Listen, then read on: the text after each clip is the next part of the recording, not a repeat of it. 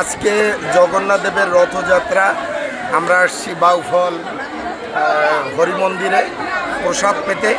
আসলে আজকে দিনের মহিমা বলতে আমরা যা জানি, যতটুকু আমি জানি তা হলো কলিকালে যখন প্রচুর পরিমাণ পাপে জর্জরিত হয়ে যায়, মানুষ মন্দিরমুখী হয় না, তখন কেবল গোবিন্দ কৃপা করে আমাদের দর্শনের জন্য রাস্তায় নেমে আসে।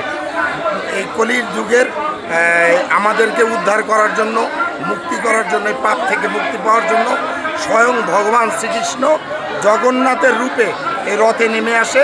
আমরা সেই দড়ি ধরে টানি। আমাদের দৃষ্টিভঙ্গি থেকে আমরা মনে করি যে আমাদের পাপ মোচন হয়, আমরা এই পাপ থেকে মুক্তি পাই।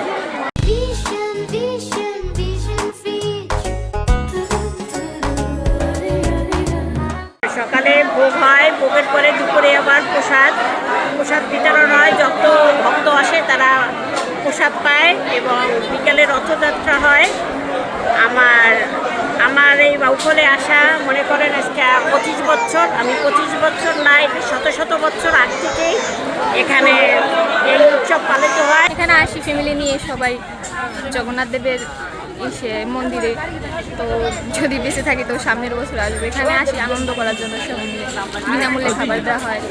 ভালো লাগছে, সবাই মিলে আইসা খুব আনন্দ লাগছে। জগন্নাথ দেব সবাইকে ভালো রাখেন, সুস্থ রাখেন, দেশের মঙ্গল কামনার জন্য সন্তানাদি সবাই মঙ্গল কামনা করি সবাই।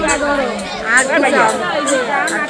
জগন্নাথ দেবের কাছে এই চাওয়া। প্রতি বছরই এই দিনটি একবারই আসে এবং সবাই জগন্নাথের রথের দড়ি টেনে জগন্নাথের আশীষ নেওয়ার জন্য সবাই জগন্নাথের কাছে প্রার্থনা করে। এবং আমরাও এই মন্দিরে যারা সম্মানিত কমিটিবৃন্দ এবং আমি সেবায়িত হিসেবে যারা আছি, সবাই আমাদের এই যে লোকজন যতই আসে ভক্তবৃন্দ সবাই মহাপ্রসাদ পায়, সেদিকে আমাদের লক্ষ্য আছে।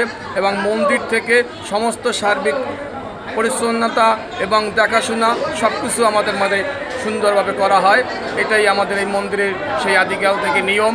আগে তো আমাদের বাঁশের রথ ছিল, এখন আমাদের পর্যায়ক্রমে আমাদের এখন নতুন রথ হয়েছে। আমরা এই নতুন রথ নিয়ে কিছুক্ষণ পরই আমরা ভগবানের জগন্নাথের রথযাত্রা উপলক্ষে আমরা রাস্তায় ভক্ত সমাগম দড়ি টানতে মাসির বাড়িতে নিয়ে যাবে এবং আবার সন্ধ্যার পরে আবার রথ মন্দিরে এসে বিশ্রাম নেওয়া হবে।